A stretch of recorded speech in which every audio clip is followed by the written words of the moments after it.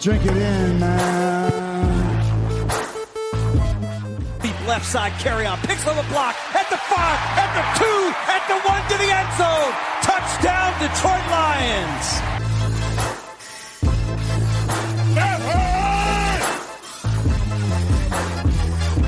Drink it in, man. Get up, Stafford throws. It is end zone. Caught! Oh, baby, what a catch! Kenny Galladay, you're a freak! What a catch! Touchdown, Detroit Lions!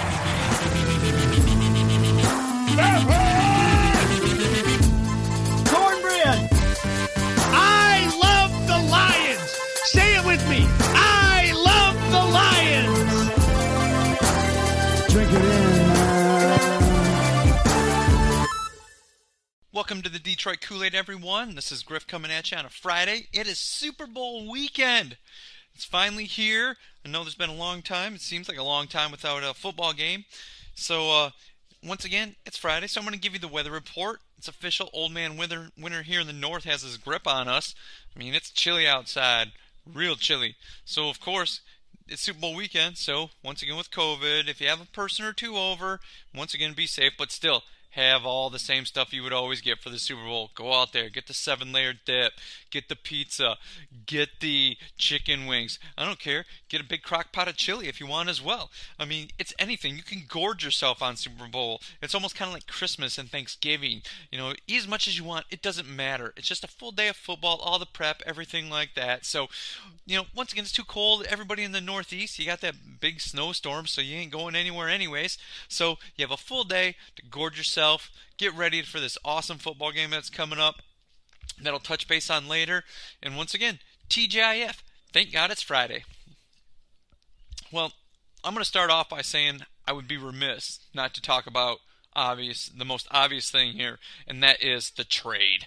And one thing everybody's waiting for, Derek called it. It was on a show, on a previous show, saying that with Brad Holmes coming here, you know, the better chance of Stafford getting traded. You know, he put his conspiracy music on, saying that he was going to be traded to the Rams. I threw one out there thinking maybe he would go to the Saints, but Derek said that probably wasn't going to happen. They already had, you know, his wonder, you know, quarterback in Jameis Winston and, you know, Taysom Hill, you know, who's a gadget player, so they weren't going to go out and trade for, you know, Stafford. But he did choose right and said that he was going to the Rams.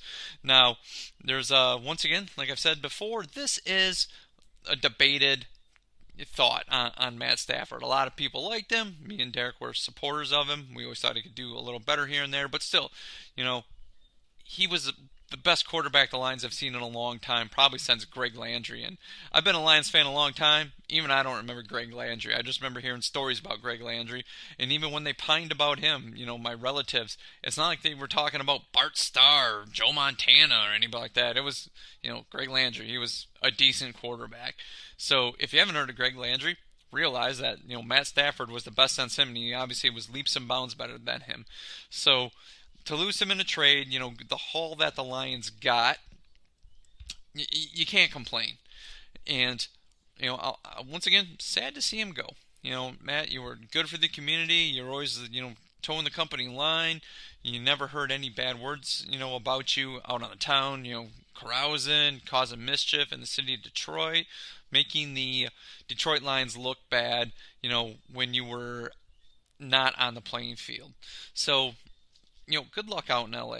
You know, really, I mean, you're getting a team, you got, you know, good running game out there, a good offensive line, you know, good skill positions, obviously a lot better defense than what the Detroit Lions have had. So, you know, it's one of those things where I gotta wish him luck. And other people were more than happy to show him the door. It's like, and they would have traded Matt Stafford for a bag of footballs, a couple kicking tees, and some replacement cleats. So what the Lions got, you know, you have to be really happy about it. You know, a couple future first-round picks, third-round pick this year. Yeah, they are taking a big chunk of salary here with Jared Goff, but after a couple years, you know, getting rid of him, if he's just a stopgap or something of that nature, it's not a bad thing. So they obviously had to take Jared Goff off the hands of the Rams if they were going to give up Matt Stafford, simply what Jared Goff's contract was. Now, I've read a lot of things, how he fell out of favor, how defenses were able to adjust to Jared Goff and figure out, if they can confuse him right before the snap, change the way the defense looked, it was harder for him to make the correct play, the correct call. I mean, he would hold on to the ball a little more. He was I think he's near the top of turnovers for QBs over the last couple years, with either strip fumbles, interceptions, something that Lions fans, are not going to be happy about, but it's one of those things where we kind of have to, deal with it. It is what it is at this point. They've said that with the number 7 pick, if a quarterback fell to them, they still may take the one if they really want them. So I can't see it happening based on, at this point, with the way the team is set up. I can't see them trading or drafting a quarterback at 7 and having both that quarterback and Goff on the team. But like I said, his salary really affects the cap where it's at right now. The Lions are going to have to make some other moves simply because they're over the cap right now. They're going to have to restructure some deals. I mean, there's some deals out there that could use some restructuring, and that with, say Trey Flowers being one of them, maybe Jamie Collins, that would be another one that they could look to restructure as well. There was, talk that, some of the trades that were offered to the Lions, obviously wouldn't have affected the cap nearly as much. It came down to, stuff is starting to come out, things like the Washington Redskins, they offered something better. Carolina made a run right at the end, and that was one of those statements that came out later that Matt Stafford nixed that trade. The one story reading that he said, "You can trade me anywhere but New England." That's one of those things where Danny Amendola, I saw earlier this week where they were talking about the Patriot Way. He's like, if you look up in a book at the Patriot Way, you're going to see a picture of Tom Brady. He was the one out there doing it all. Yeah, on the defense, they were putting the guys in the right positions to stop him, but Tom Brady was the one doing the stuff on the offense. So, obviously the Patriot Way didn't work here, and obviously reshuffling the deck, trying to get some fresh blood in here, trying to turn the page onto something new. So I could see why Matt Stafford wouldn't want to go to New England. I mean, I've talked about this on a previous show, following a superstar. I mean, that Cam Newton, it's just, he's really fallen off. He looks really old. Even the way he dresses, I don't know. It's like, dude, I guess that's fashion, is what people are trying to tell us. But you're following Tom Brady. He couldn't win no matter what. No matter what Cam Newton did in New England, he never was going to be Tom Brady. He would have had to go out and be like almost perfect and take him to the Super Bowl this year to be like Tom Brady. So I could see it. Tom Brady's going to have a shadow in New England for a long time. So I could see why Matt Stafford wouldn't want to go there. All the pressure that fans put on him here. Imagine that, having to go to that city or go play New England. Well, you're not Tom Brady. You're not Tom Brady. I said it before. The quarterbacks aren't going to come to Detroit and say, well, you're not Matt Stafford. You're not Matt Stafford. Because you could say, well, he never won a big game. He never won a playoff game. Look at his overall record. There's a big difference being compared to, like, you're not Tom Brady or you're not Matt Stafford. Yeah, Matt Stafford, great quarterback. Once again, still like the guy. But the next guy in, Jared Goff, he's the shadow that he's following, and Matt Stafford wouldn't be nearly as bad. It's not nearly as bad as if Matt Stafford was to go to New England. So with that being said, I'm wondering on this though. Like I said, it's starting to come out all these offers that were being made, and some said, well, Washington had the best one, stuff that could help the team right now. And with the Lions getting more future picks, there's obviously a lot of holes on this team, and they do need to fill a lot of areas. So getting the most picks possible, especially high-level ones, is definitely going to help this team in the long run. As long as, Brad Holmes and all the decision makers, knock it out of the park, or, fill the roles that, what the Lions need with the talent that is needed to get this team into the upper echelons. But like I said, with that being said, it makes me wonder, there's obviously the Rams, pretty much made it known that they were looking to move on from Jared Goff, and they were pretty much looking to, get rid of him as best they could without having to cut him, without having to eat that much cap, his money against the cap. So did Brad Holmes really do his old team a solid by saying, okay, well, yeah, give us your picks, because obviously Derek mentioned it before. I mentioned it before. The Rams, they don't value first-round picks. They'd rather go get established talent, so they're more than willing to trade away their first-round picks. So Brad Holmes knew this, so I think he sort of did his old team a solid. But it's like, okay, we're going to give you a quarterback that's going to be, fit, that offense that you want to run, can make all the throws, is a little mobile, more mobile than Jared Goff. And they do face some tough defenses out there. Seattle is a tough defense. San Francisco has been, very tough. Sure, they're going to be flipping defense coordinators here. But even Arizona's defense, there's spots where they have some really good players, and they have some holes, but still, that's an up-and-coming defense as well. So to have a quarterback where the game has seemed to have slowed down for him, he's been in the league long enough where he's seen so much that he's not going to get tricked a whole lot. So Brad Holmes really helped out the Rams on that. And yeah, the Lions do play the Rams next year, so it might be one of those things where to say like, oh, he's going to come back, Matt Stafford's going to come back and really lay it on the Lions might not be that good next year. So you could almost see this coming. And yeah, Jared Goff's coming in there. He's kind of got that, I want to be somewhere I'm wanted. And, I'm glad to be here. So to say that Matt Stafford may come back and have a great game against the Detroit Lions, yeah, it could happen. We've seen it in the past with other quarterbacks that have been on the Lions, went to other teams. And sure, every team's different. Derek mentions that all the time, where, hey, every team's different. And each one doesn't have, any contact with anyone else. But still, Matt Stafford, I think, is going to come back here. I'm not saying he's going to come back here and look to just really show up Detroit. But still, it's going to be hard to face him next year when he's wearing the Rams uniform. So Brad Holmes really helped out his team, considering the Rams were much closer to the Super Bowl than what the Detroit Lions are. Yeah, we're here to serve up the Kool-Aid, eat the cornbread. But let's face it, the Rams are much closer to going to a Super Bowl than what Detroit is. And yeah, the NFL can be a quick turnaround league, but still, this team has a lot of holes, and they're going to have to do some magic with that cap to be able to get some, players in here, some really good players, what the Lions really need. So, I guess kudos to Brad Holmes. You helped your old team. You didn't leave that sour of a taste in their mouth. But you got the quarterback, and you took some more first-round picks off their hands. And I've reading this stuff where Rams fans were really mad about this, that they keep on giving up those first-round picks. But look what you're getting in return. Like I've said, you're already getting that well-known. You know what you're getting. You're getting those stars. They're not trading their first-round picks for a bunch of scrubs. They're getting superstars.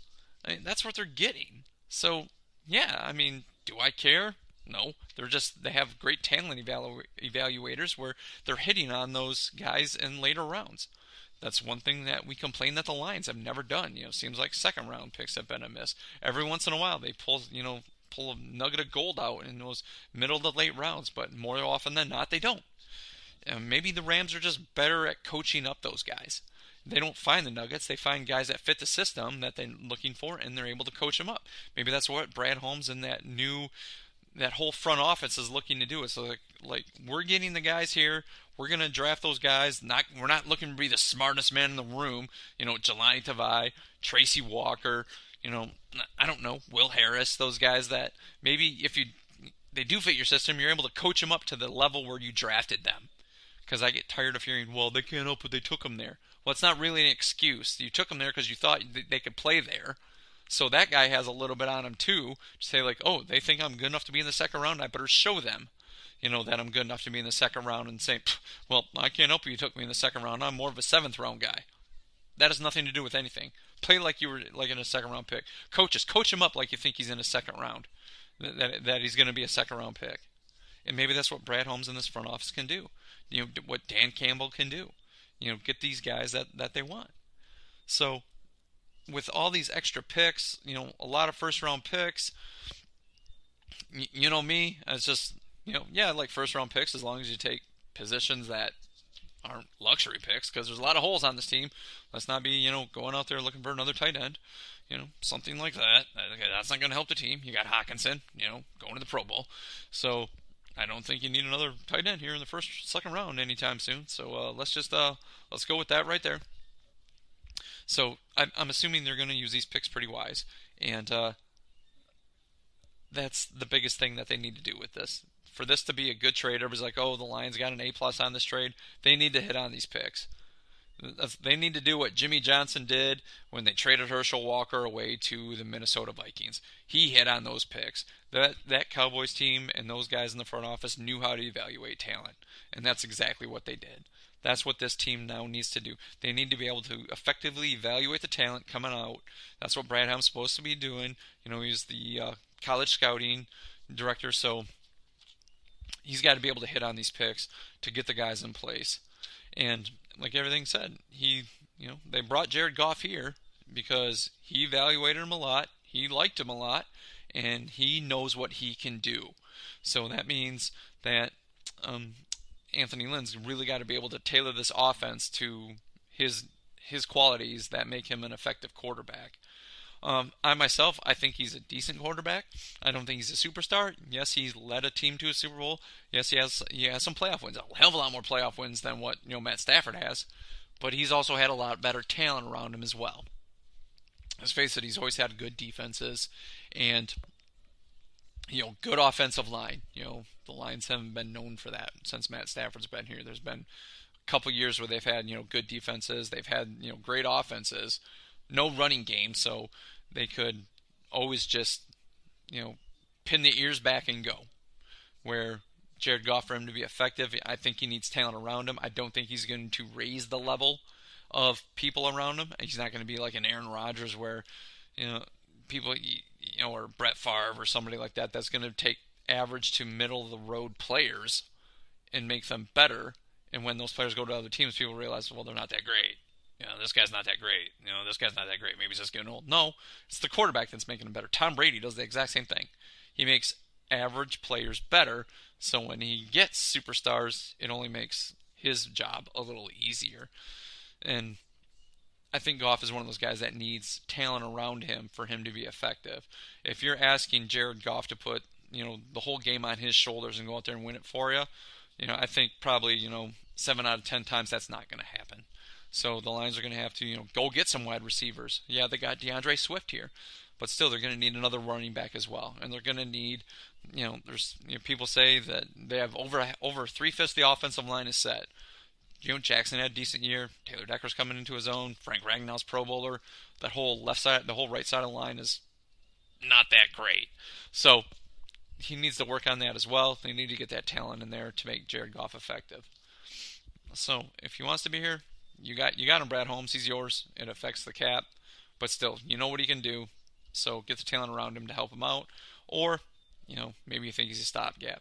Or, this leads me to my next point. Other people were actually calling the Rams on Jared Goff beforehand. So maybe another team such as Washington or Indianapolis, they would like Jared Goff. They got the cap space. Maybe they want him. So maybe, Brad Holmes works another trade. And that was one of those things where they were talking, maybe the Lions give up Jared Goff if they can get, Jared Goff, and they give Washington Jared Goff in their first round pick, to trade down and maybe, get some other first round picks and some other picks in this draft, some other high picks. So it's one of those things I read. It's a possibility. Washington's looking for a quarterback. Indianapolis, they got a lot of cap space. They have one of those, mid to late, first round picks. So maybe that's one of those things that they look to do. But once again, those teams have to be enamored with Jared Goff as well.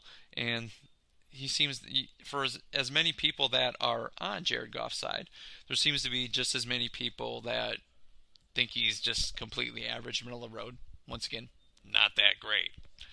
So it's one of those things where they got to kind of overlook what he's not that great at. So for Detroit to ask for multiple picks for Jared Goff, I don't know if they're not going to get a haul like they did with Matt Stafford. Come on, let's face it. I know me and Derek will talk about this probably on another show, but Goff, he's not very mobile. He throws a good deep ball, but his arm's not really strong. I mean, he's got decent arm, but he's not going to fit that ball into tight windows like, Matt Stafford did. And sure, Matt Stafford had plenty of throws that you were thinking, hey, who are you throwing to? You threw that ball high, but I don't think Jared Goff's one of those guys that's going to be like, if a linebacker and a safety are converging on a guy over the middle where Stafford would be able to zing it in there, I don't think Jared Goff's that guy that's going to be able to do that. And I'm still thinking that the game hasn't completely slowed down for Jared Goff yet. You hear that a lot. The game will slow down once you get it. And if defenses are able to adjust late, on the clock, to show it's like, okay, they're showing this, and then all of a sudden, right before you go to snap the ball with 2 or 3 seconds left on the on the play clock, they switch their defense and he gets all confused. I mean, that's one of those things where established quarterbacks that have been around a while, they know it's like, okay, they switched this, we got this. But I don't think the game has slowed down enough for him yet for that to happen. So other teams are going to want to, if they want him, they're going to have to develop him as well. I can't see somebody like Washington or Indianapolis just trading for him just to be a stopgap. I don't think that's going to happen. So if they want him, they're going to be enamored with him. They're going to plan on keeping him around for a while. They're not going to give up high draft picks just for a year or two rental. That's just stupid. That would drive the GM of the show, Derek, nuts. That would drive him freaking bonkers, which it would. But that's what everybody's saying here. Oh, he's just a stopgap. He's just a stopgap. But Brad Holmes knew him. He likes him. So maybe some other team wants him as well. So once again, it's always a distinct possibility. Some other team may come up, may be enamored with him, may want him as well, and the Lions make another trade, get more picks. There are a lot of holes on this team, and the more picks, the better. Because once again, with where they are with the cap right now, they're not going to be able to fill everything through free agency. So right now, it looks like building through the draft is going to be the biggest thing that the Lions are going to have to do. Let's do this. Before I get into my next point, let's take a pause for the cause, pay a couple bills, come back, do the second half of the show, and I'll be right back. Quando você ouve podcast, está procurando entretenimento ou conhecimento, certo? E se você procura por desempenho e qualidade para o seu veículo, qual a sua escolha? Os amortecedores Motorcraft têm tecnologia Ford e oferecem uma condução suave para uma viagem tranquila e segura. Escolha a confiabilidade dos amortecedores Motorcraft, válidos para a linha K, Fiesta, EcoSport e muito mais. Quando terminar seu podcast, é só acessar a loja da Ford no Mercado Livre e experimentar a diferença. What's going on, everybody? This is your host, Derek Oakrey of the Detroit Koolaid Cast, and this is normally where I tell you about some of our great sponsors.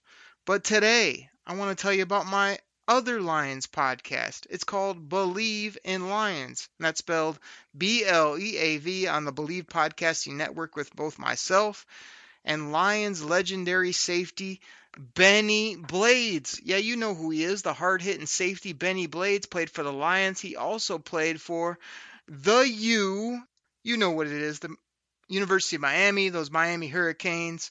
He mentions it multiple times on the show. Benny loves to talk about his Hurricanes, his Lions, and I love to play this soundbite on the show. We have a ton of fun on that show. We laugh, we joke, we talk Lions. Like I said, he brings up the Hurricanes. I talk about my Michigan Wolverines. It's a really fun show. Benny loves the Lions. He tells great stories from his playing days, as well as we're just rooting on this team. We BLEAV in the Lions. So please go ahead, find it on your favorite podcast platform. Hit that subscribe button and check it out. Share it with a friend. We really appreciate it. So check out Believe, BLEAV in Lions, myself and Benny Blades. Thank you guys so much. Welcome everybody back to the Detroit Koolaid. This is Griff here on a Friday. Just talking about, made a couple observations about the trade, talking about Jared Goff, gave you my short take on what I think he's good at, what he's not that great at, and how he could be a serviceable quarterback here in Detroit, especially with the way this team is going to be put together in Brad Holmes' eyes. Speaking of Brad Holmes, I was reading earlier this week, they're obviously been doing it for a while now, but still, it's starting to come out, the talent on this team. They're doing the roster evaluations of everybody on this team. I'm sure they've been doing it for a bit, but still it's starting to come out now. And I read one article like how it said Jelani Tavai and Jared Davis have really stuck out to him. And when I read the headline, so naturally it caught me. It did. It caught me. I had to read it. I mean, it did what it was supposed to do. Good writing to whoever wrote it. No, it wasn't on Lions 24/7. I know, like Derek thinks that's all I read, but no. That's not where it was. When I read the headline, all I could think was like, stuck out what? Like, made you think like these guys could be good in what you do? Or the stuck out's like, God, these guys were so bad. Where'd you take them? And I know there's people out there supporting Jelani Tavai, and I know there's people that supporting, Jared Davis, saying, oh, they didn't use Jared Davis right. But the Rams and the Saints both kind of ran those speedy defenses. They like speed, and they like athletic guys. So bringing Jared Davis back to be that, hand in the ground, edge pass rusher who's great on a blitz. Everybody's like, oh, they should move him to the outside, because, that's where he would be better. But still, outside linebackers tend to have to cover those running backs out of the backfield, your tight ends. And we know Jared Davis is terrible at covering guys. So that's one of those things where when you get him on the field, other offenses are going to point out, well, he's just here to rush the passer. That's what he's going to do. So I guess maybe they'll be okay with that. I can't see that happening. Yes, he's fast, but he still takes poor angles and he still can't cover. So if you're just looking for him to be a smallish defensive end to come off the edge to rush the passer on 2nd and long and 3rd and long, you're really hamstringing yourself with one guy there. But that's just my personal opinion. Once again, if you disagree with my opinion, hit me up on Twitter at GriffGoodDKC, and we can discuss. Or feel free to call in and text or message at 989-272-3484. Once again, that's 989-272-3484. And, leave a text and say, Griff, you don't know what you're talking about. Derek's right. You have no idea what you're talking about. Once again, it's just my opinion. I'm just throwing it out there. And as I always say, reasonable minds can differ, and, it's my opinion. I'm entitled to it. It's your opinion. You're entitled to it. That's fine. Either, I don't care how you came to your decision. But anyways, some people like Jared Davis. Some people think he should just be a pass rusher. I myself, I don't think he's that great. He's not that great. I don't care that he's fast. Still, if you just want him out there just to rush the passer, fine. But I think you're really hamstringing yourself because then you're really limiting on what that guy can do. Now, Jelani Tavai, I don't know how this guy stood out in Brad Holmes' eyes. It had to be because this guy can't cover either. Once again, he's slower than a glacier. He can't cover a coffee table. He's just bad. He might be one of those guys like, why'd they take this guy where he did? He doesn't fit in our plans at all. Yeah, he tries hard. Yeah, but you can just see it. Obviously, that he's not there. So I have no idea how these guys would even fit in Brad Holmes and Dan Campbell's, and Aaron Glenn's defense. I don't get it. So there's got to be other guys out there that they're interested in as well to fit. So they're evaluating everything, and that's kind of leads me back to my prior points. If they're like, this isn't these guys aren't going to work, we need better talent, they may be more apt to trade Jared Goff just to try to get more picks. So they're not going to be able to fill everything through free agency. Evaluating this roster for what they're looking for, if it's speed and quickness, people are saying Jeff Okudah's like, Ramsey out in L.A.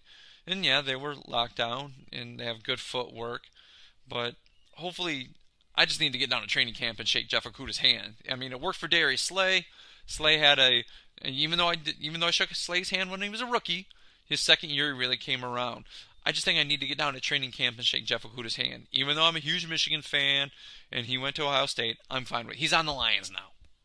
Chris Spielman's one of my favorite players of all time. Respected the hell out of him, loved the hell out of him when I was a Michigan fan, and he plays at Ohio State. I think it was damn good. When they drafted him, I was ecstatic. I was like, he's good. And I just remember seeing him on TV. Yes, I was even doing my lazy boy scouting at that point, watching Michigan Ohio State games and all other Ohio State games when I was younger. And I'm like, wow, he's good. He's really good.